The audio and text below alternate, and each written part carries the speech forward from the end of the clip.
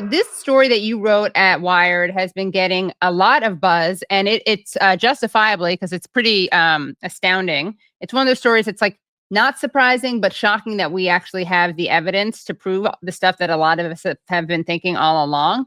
And then there's another story on top of that story, which is the reaction to your story. But before we get into that, just set up what this story shows and also how it started, like what made you write about it in the first place. Totally. So I actually have been reporting on Chorus for a while. Chorus is this group co-founded by the YouTuber Brian Tyler Cohen. They sort of came on my radar right after the election. Obviously, Kamala Harris lost, and there was finally this recognition from the Democrats that they needed to embrace new media. And they kind of realized that they had a very failed media strategy and that she had failed to connect with voters. And so I was reporting on a lot of the fallout from that. And I noticed this big splashy profile in the New York Times of Chorus, written by Ken Bensinger, who's an amazing reporter at the Times. And it was talking about, hey, we're here to fix this Democratic messaging problem. We're going to build this network. And Chorus, quite literally, the name is like all of these voices together in tandem, boosting Democrat messaging. That's how it was positioned. So it came onto my radar very quickly, and I started looking into them. I started following their website, et cetera, et cetera. Months later, I did a story about them where I reported on their fundraising decks, which somebody had sent me, where they had included a bunch of content creators that actually didn't want anything to do with them, that had nothing to do with them, including Kat Abugazaya and some others who were like, wait a minute, why am I being used to fundraise, and get this organization millions of dollars potentially? I'm not even part of it. So I wrote about that. And then a couple months ago, people reached out to me and said hey, have you heard about this new funding scheme? And I heard from the creators involved with the program who had themselves problems with the program and wanted to speak out and kind of wanted more transparency and wanted this program to be known. So the program itself is basically what we write about is this dark money group. The 1630 Fund is secretly kind of funding high-profile Democratic influencers as part of this initiative. Influencers are getting up to $8,000 a month to promote the party line. So there was a really, not surprisingly, very enthusiastic response to this. There was also a lot of upset, I would say, not surprisingly, in response to this. Before we get into that, though, tell us more about the 1630 Fund, the dark money group behind Chorus. Yeah, so the 1630 Fund emerged. It really became really powerful after Citizens United. So it's this sort of landmark decision back in, I think it was 2009 or 2010, and then a sort of a corollary decision that basically just gave birth to this massive dark money ecosystem that arose throughout the 2010s.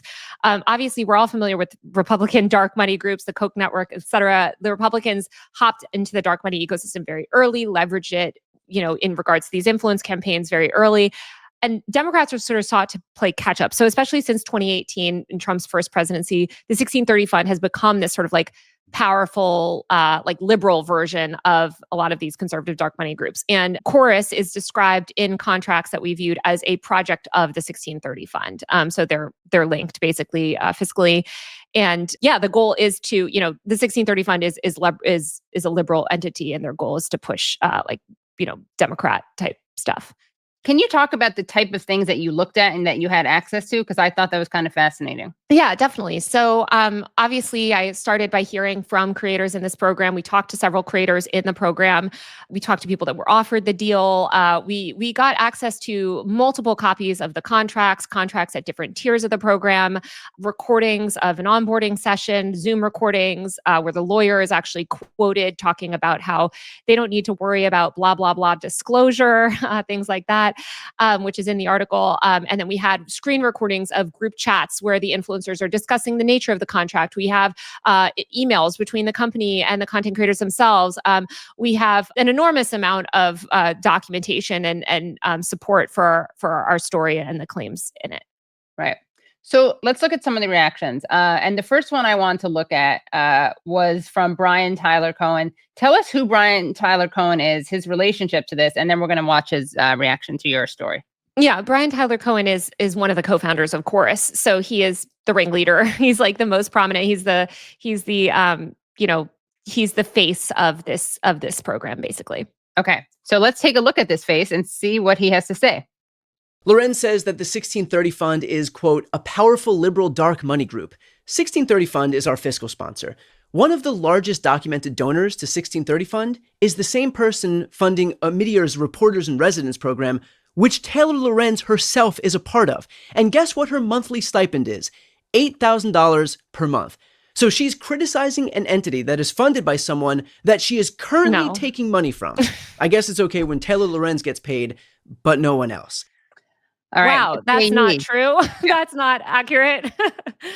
Yeah. So what he's talking about. So first of all, we actually don't know that Pierre Omidyar is the biggest funder of the 1630 Fund. We don't know who funds the 1630 Fund. It could be foreign billionaires. We have no idea. The whole problem with dark money is that there's no disclosure. So sometimes billionaires that are interested in transparency, like Pierre Omidyar, will proactively disclose this information, or sometimes a journalist will figure it out. In this case, Pierre Omidyar, who's a billionaire who funds The Intercept, Honolulu Civil Beat, a bunch of journalistic endeavors, he, gave, I think it was like something like $40 million to 1630 Fund back in, I think it was like 2020 or 2021. That's irrelevant. He can give all he wants to the 1630 Fund, just the way Lorraine Powell Jobs, who owns The Atlantic, can give all the money she wants to dark money groups. That doesn't mean The Atlantic is somehow compromised. They're not receiving the money from dark money groups. So the Omidyar, reporting fellowship that I'm under right now is completely funded by Pierre Omidyar. It has no dark money funding at all. And actually, because of this misinformation that people like Brian Tyler Cohen are spreading about this nonpartisan, non-political investigative journalism fellowship, they had to put out a whole press release saying, not only have we never received money from 1630 Fund, we have no financial connection to any, dark money groups. But this is just such a gross mischaracterization. And it's also just absurd if you follow that logic out. Is the implication that I'm also somehow taking money from the 1630 Fund, this dark money group that hates me? And why would they be paying me to report and write this criticism, this critical piece about their, what is it?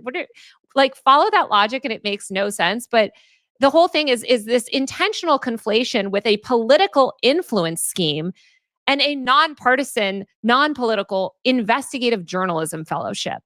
That is absurd. And I think it shows, frankly, how much they do not respect journalism. Yeah. And also, do they think we're that dumb that we're going to fall for something like that? A lot of people on TikTok are that dumb, unfortunately, and do fall for this. Right. Or maybe that's a fair point. But also, the point is the disclosure, right? I mean, yes, that too. The fact that you're getting this, that you're part of this fellowship.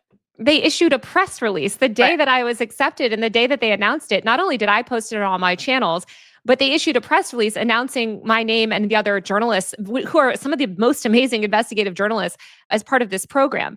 And also the funding, information. The reason they know about this program is because everything is out on the website. We didn't have to sign any non-disclosures. It's all public. The problem with Chorus and the 1630 Fund program is that none of it was public. None of it was disclosed. So that's, aside from the funding, which is a very different funding structure, they also didn't disclose it proactively. Right, which is a big part of the story. Let's take a look at another attempt made by Brian to discredit you. This one was creative, and this is kind of typical, though. But let's take a look. There are people like Taylor Lorenz who are desperate to tear the left apart. And in fact, it becomes clear who her efforts help when you hear stuff like this. Genuinely, I kind of like Taylor Lorenz because I know that she actually believes what she says. Totally Do you get what I'm agree. saying? So yeah, I generally don't align myself with friends of Tucker Carlson and Candace Owens. Okay, so here he's saying that you are friends with Tucker Carlson and Candace Owens because they said something about you that they genuinely like you. Now, first of all, I didn't watch that full clip, but I have a feeling they think you're kind of a nut job, right? When they say that you believe what you say. They're making fun of the fact that I continue to acknowledge the ongoing COVID pandemic and the fact that our public health ecosystem is being dismantled. I'm severely immunocompromised. And I've talked about how both political parties have, fed the destruction of public health and how we need to take layered precautions, including getting vaccinated and wearing masks, again, to prevent the spread of airborne disease, including COVID. And they're mocking me for that and being like, wow, she's so crazy, but at least she actually believes in COVID. That's what they're mocking. Genuine, right? She's giving you credit for being honest. I mean, they're giving you that. Yeah. But they think you're crazy. Well, also, let me just be clear. I've reported on both of these figures extensively. Tucker Carlson engaged in such a public harassment and abuse campaign against me for years, to the point that my parents were swatted multiple times, had to leave their house in the middle of the night. There are actual case studies. I think NYU did one, and Institute for Strategic Dialogue did another, but like the case studies of the vicious harassment that Tucker Carlson specifically has incited against me. So this idea, and I've never even met Candace Owens, in person ever. This idea that like I am friends with either of these people, both of whom I've reported on critically for years, and who have incited harassment campaigns against me is just ridiculous. Yeah. And it's also just ridiculous because one, as you point out, it's like such a misleading, and I don't think anyone can watch that and actually think that you're chummy with them. But also, let's say, just for argument's sake, that you were. I mean, again, it's like a guilt by association that has no effect on whether or not you were telling the truth in your reporting. But obviously that's why, he's doing this, because he's not dealing with the substance.